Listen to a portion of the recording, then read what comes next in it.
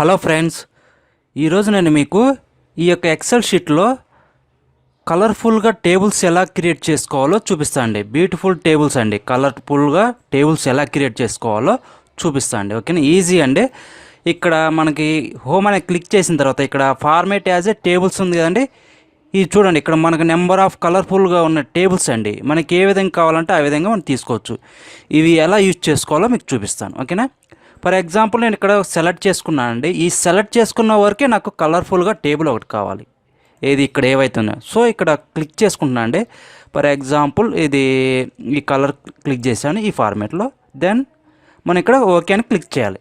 Click చేయగానే చూడండి ఏవైతే కలర్స్ ఉన్నాయో ఆ కలర్స్ ఇక్కడికి మీరు ఇంకా ఇక్కడ చూపిస్తుంది. చూడండి మీకు ఏ కలర్ కావాలో సెలెక్ట్ చేసుకున్నాక ఇక్కడ మారుతూ ఉంటుంది. సో ఈ విధంగా కలర్ఫుల్గా టేబుల్స్ అనేది క్రియేట్ చేసుకోవచ్చండి.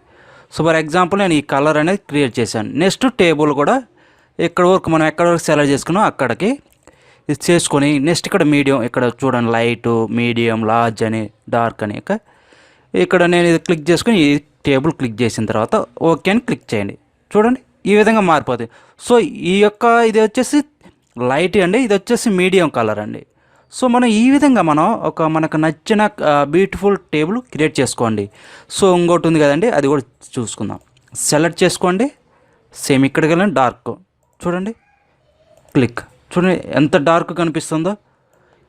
మీకు ఏ విధంగా నచ్చిందో, ఏ విధంగా మీకు ఈ టేబుల్ కలర్స్ నచ్చాయో ఆ విధంగా మీరు సెలెక్ట్ చేసుకోవచ్చండి.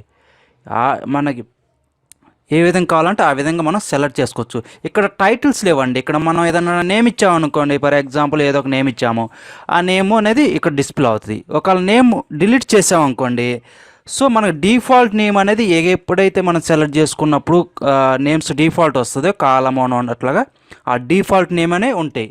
మీరు నేమ్ ఇస్తే నేమ్గా ఉంటుంది, నేమ్ డిలీట్ చేస్తే ఇక్కడ డిఫాల్ట్ నేమ్ అనేది ఉంటాయి. సో మనం ఈ విధంగా టేబుల్స్ అనేది కలర్ఫుల్గా మనం డిజైన్ చేసుకోవచ్చండి. మీరు ఒక్కటే టేబుల్ కాదు, మీకు నచ్చిన నెంబర్ ఆఫ్ చేసుకోవచ్చు, లేదంటే ఎంటైర్ ఎక్సెల్ షీటు ఒక టేబుల్గా ఒకే కలర్తో మీరు తీసుకోవచ్చండి. ఓకే అండి, ఈ విధంగా మనం కలర్ఫుల్గా టేబుల్స్ అనేది క్రియేట్ చేసుకోవచ్చండి.